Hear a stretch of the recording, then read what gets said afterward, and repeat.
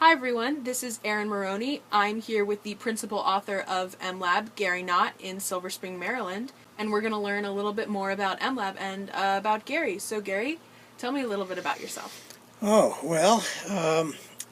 a computer scientist, according to my academic degree, I guess, although I enjoy and do a lot of mathematics. I spent most of my career, when I was much younger than I am now, at the NIH, the National Institutes of Health.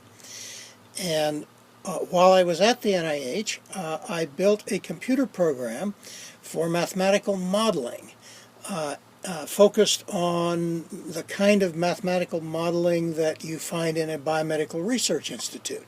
So I was inspired by people who had problems to solve in chemical kinetics, in physiology, in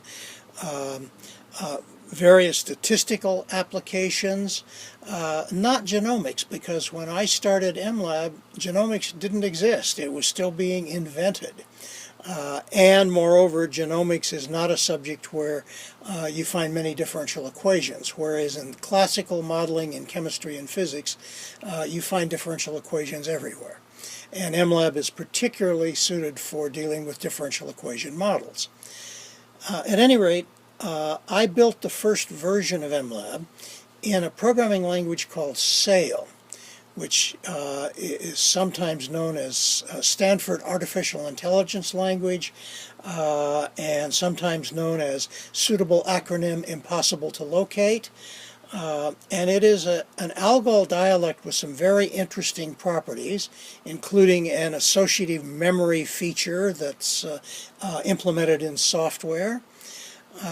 And this programming language, SAIL, was a compiled language which was running on the DEC 10, the Digital Equipment Corporation large machine. At the time it was a large machine, now it would be a mediocre PC. So we built this software. I had help from many people in the course of doing it, although I was the principal programmer and designer of it. And we had many users at the NIH doing various mathematical modeling activities that MLAB provided. In about 1985, a few things happened. One of them is that DEC stopped supporting the DEC 10 and the DEC 20 and put all their efforts into their VAX machine. And the institutions around the world that had DEC 10s began slowly to diminish. I decided at that time to retire from the NIH, where I had been for 20 plus years, and with several partners form this little company, Civilized Software, which we did around 1985. And our goal was to take the MLAB program, which was quite popular in the biomedical community and probably unknown in any other community, and to reprogram it for PCs. The reason it was possible to do that is because in 1985 there was a floating point chip available for PCs. The 8286 was the processor, and the floating point chip was the 8087, I think it was called. At any rate, for the computational load that a program like MLAB needs, a floating point chip was absolutely necessary. But it existed for PCs now, so we could actually start to build this software.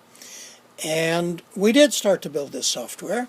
We used the old Borland C compiler, and we built our own graphics package. That was necessary because there were no graphics packages running under DOS at that time. We built a graphics package called GraphX, which was inspired by a graphics package called OmniGraph that Bob Sproul had written at the NIH for the DEC 10. And we added a bunch of features to it. At any rate, we started that programming, and we worked for several years doing this redevelopment of MLAB. And of course, we were able to add some new features and make things a little nicer. You know, every computer program should be written twice. The first time is a throwaway copy, and the second time is the really good copy. Of course, even then, a program doesn't last forever. You have to keep maintaining it. You have to keep adding and keeping up with things as operating system and environments change. At any rate, we did that programming with the aid of something called an SBIR grant, Small Business Innovation Research Grant, or actually many such grants over the years. And as a result of those grants, for which we're very grateful, we were able to build the program for PCs and then port it to Macintoshes and various Unix and eventually Linux platforms. And that's where MLAB is today, still being worked on, still being maintained to keep up with operating system changes. And that's the kind of the history of the development of the MLAB software. Started out as a government project at the NIH, ended up as a commercial product in a small company. And it's a tool intended for scientists, particularly scientific researchers who have data analysis and modeling to do in the course of their research.